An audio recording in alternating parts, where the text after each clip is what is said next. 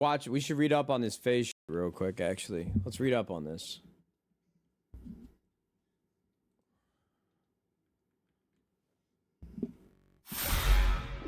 Alright, let's see this shit.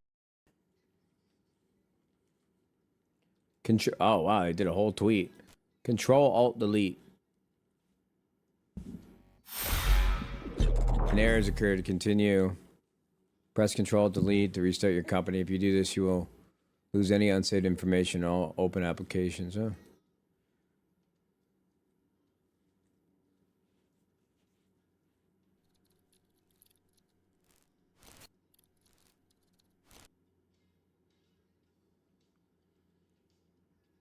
Huh. Interesting. Okay.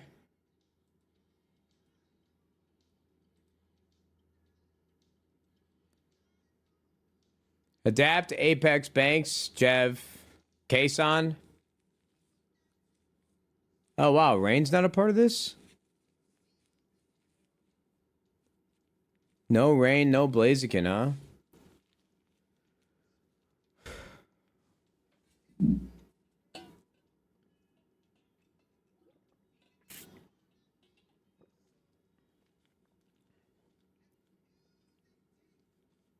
Rain left himself? Sensor no longer in FaZe? Yeah. No, Swag's on here. Swag's on here.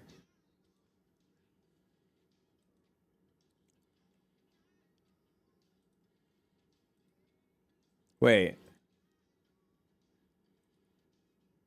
Oh my god, for a second I thought I didn't see Temper. I was like, wait, what the fuck?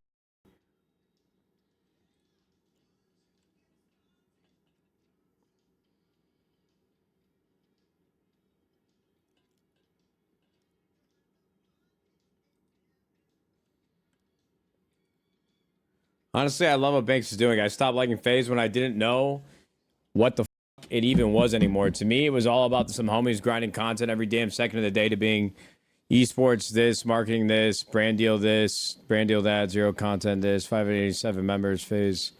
That was the main reason Nick Merckx even signed on, as said in the announcement video, then it drifted to whatever it's been lately.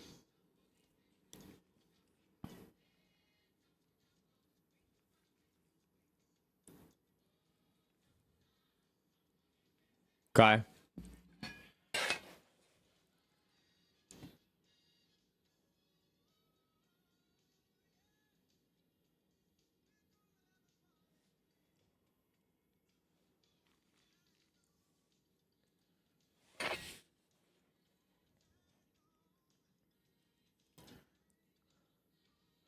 One of FaZe's biggest issues has been how separated everyone's been in terms of vision, value, type of content, direction, career is headed.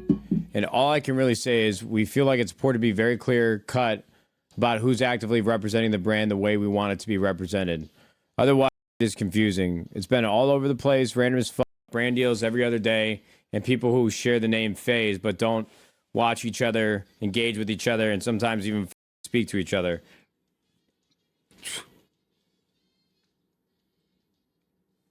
Music sounded loud for me too. Lucas might as well be a lifer, which is Blaze, and I think he knows that. It's more so we have to get off this OG washed up the glory days type energy and carve a new lane for not only ourselves but the entire industry. This gaming clan collective org has felt extremely played out, washed, not well lately. Definitely in part to gaming in general feeling a bit dry, but I really do believe in part it has to do with the fact that we all lost the plot. VC gets involved, these finance bros get involved and ruin it every time. We're all running up these contracts against each other, being greedy pigs about slapping a brand's name on top of a random streamer and YouTuber who might be popping at the same time than negotiating. Taking bets on whatever they'll maintain the success or not, but contributing exactly nothing to them as people as on their career. It's so disingenuous. No, not today, not anyone. I'm over it. It's trash and it doesn't work. This is why you see the Sidemen crushing it, Amp crushing it, Beta Squad crushing it, because they are groups of actual friends who actually love making content with each other, building towards something with each other. It's the only way it works. Hard decisions are going to need to be made. And quite frankly, I could give a single less what anyone's opinion about any of this. We're done making decisions for what everyone else wants. I'll be damned if I can't have fun with this again, if I can't believe in this again, if FaZe can't be FaZe again. I'm okay with being the bad guy. I'll be the last one standing with my dick in one hand, phasing the fuck up with the other. I owe everything good that's ever happened in my life to this brand. This was my dad's favorite thing that ever happened in his whole life.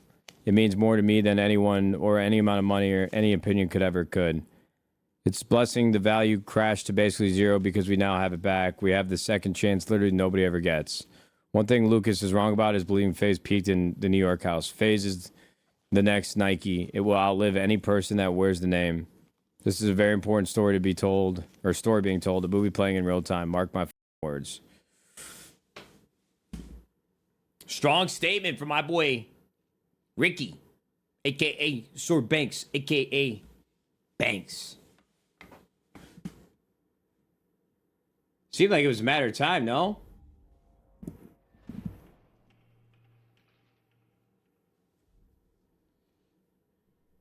I mean, I agree with some things he's saying, for sure. Like, Banks is a smart guy, man. Like, he's not... He might put you very harshly or deliberately, but...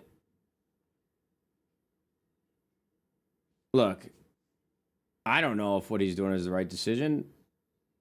I definitely agree with him on certain aspects of, like, content creator. Certainly, like, hard to accrue value back up to the brand and back to the streamer. It's kind of a weird relationship, but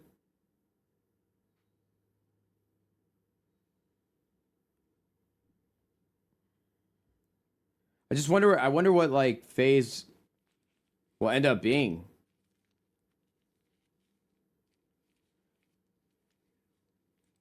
Like, I feel like Ricky is very similar to me, where his motivation for things just comes in spurts. And I call them we call them, or I've seen it called the ADH zoomies. You know, like I'm glad that they got FaZe back, and I'm excited to see what they do with it. I just hope he can stay interested in it consistently over time. I think that's going to be the hardest part. You know, it's like a playbook that he's ran before, and they ran it really well. Then obviously changes happened, and things got kind of away from them. And now they're back in the right hands. But I hope he can just stay like nose to the grindstone and just create his vision the way that he sees it playing out. Because he's not a stupid person, man. Smart guy, Ricky. Am I still full cam? No. FaZe is drifting away from competitive gaming, or they will never win again in gaming scene. Oh, that's not true. I mean, their COD team is really fucking good. Their Counter-Strike team is really fucking good. Read Scissors tweet? I mean, okay, hold on. I don't know.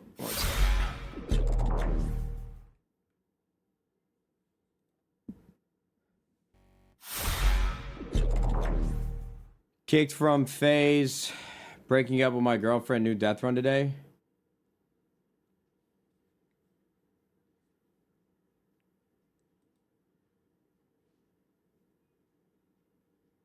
No idea who Scissors is. I mean, I think I would consider him like not an OG of FaZe, but came in during Fortnite. And then I think he got burnt out and was dealing with a lot of family troubles. He moved home to Minnesota from California, stopped uploading for a couple years, and now he's back making content again. He's a good kid. He's a good guy. He was dealing with some really heavy shit, man. I think his dad had like Alzheimer's or dementia, and health was deteriorating quickly. I that's just what I remember. I don't want to get too off the mark if I'm not recalling it correctly, but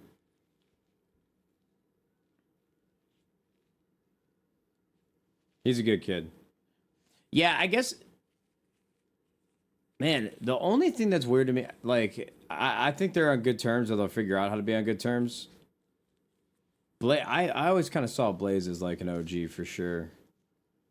At least the time where I spent in the New York house, and I think Ricky knows that.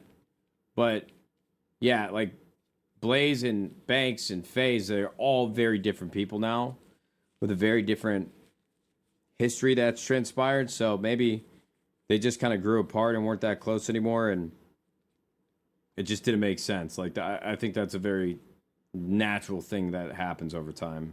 But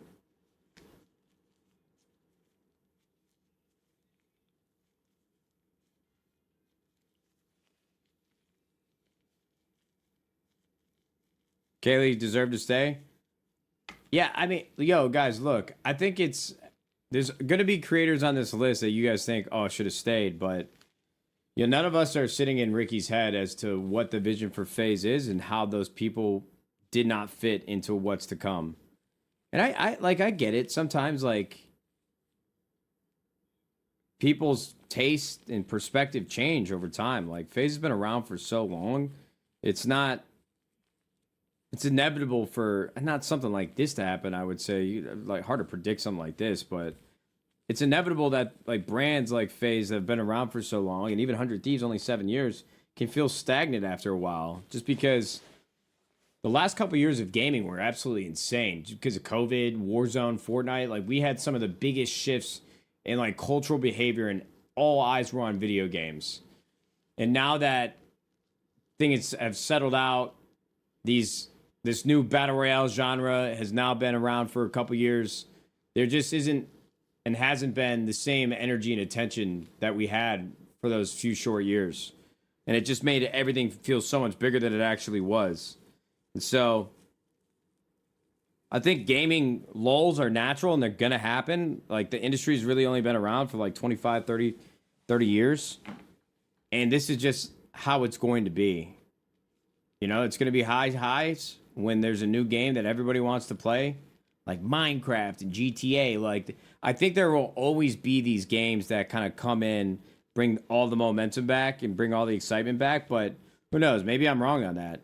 Like developing games has been really, really hard and challenging because a lot of these things are just so expensive to build and take so much manpower. And then you have like an indie game studio make like a just unbelievable title, but that only happens in random spurts. I just think that gaming it's easy to feel like it's not as exciting right now in a vacuum. But I think it's kind of like a cycle. It's cyclical. It'll come back, go up, go down, go high, go low. Like anything does, in my opinion. Gaming's too big for it not to be and feel as big and as important as it was a couple years back. It's just a matter of time when that comes. I don't remember what I started talking about, but I kind of just ended up on a rabbit hole down there. But I like Ricky, man. I like a lot of these guys at FaZe. I think it's they deserve to do whatever they want with it, man. And it sucks when you just see somebody like Blaze not a part of it, but I get it at the same time. It's hard, man. All these teams and all of our careers kind of blew up over time, and it happened quickly. More people got excited about it. More people jumped in that weren't really from the original OG days. And, a lot of us were pretty damn young as all of a sudden all this money was coming in. And you got all these people that have never been involved in gaming just trying to jump in, ride the wave, figure it out, hopefully make some money from it, but they don't really get the nuances of it. They weren't here from day one. I'm not saying that's like one size fits all. There's certainly people that have come non-endemically into gaming that are very thoughtful and respectful and want to learn and ask questions rather than act as if just because they have a ton of experience in like a traditional business, they know what's best.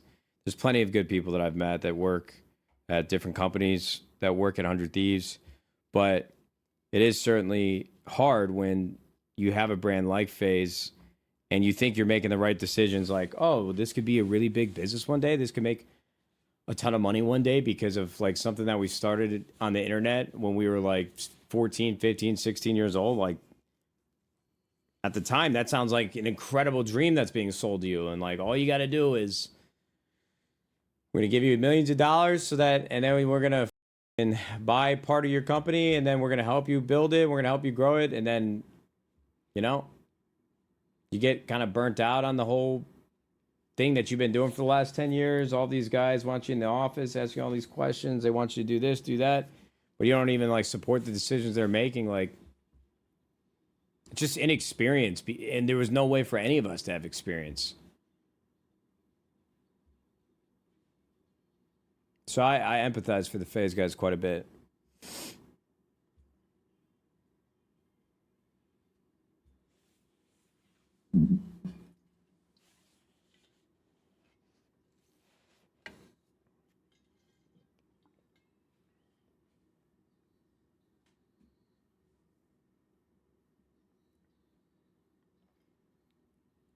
Man, Miley Cyrus got some pipes on her, bro. She is an unbelievable voice.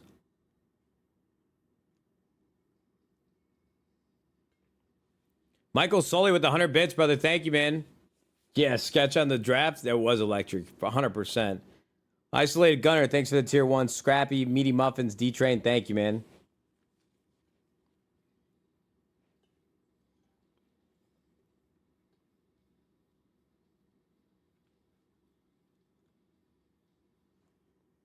Okay, crazy happening today. Another day. Jay, tell me you haven't broke, bro. Your DMs yesterday had me kind of tweaking. Like, you had me worried, brother.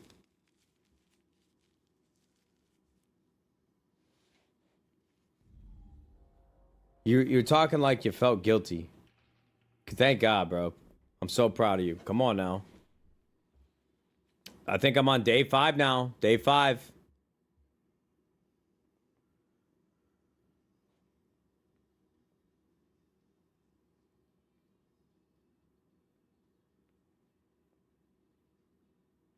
Proud of you, Jay. Come on now.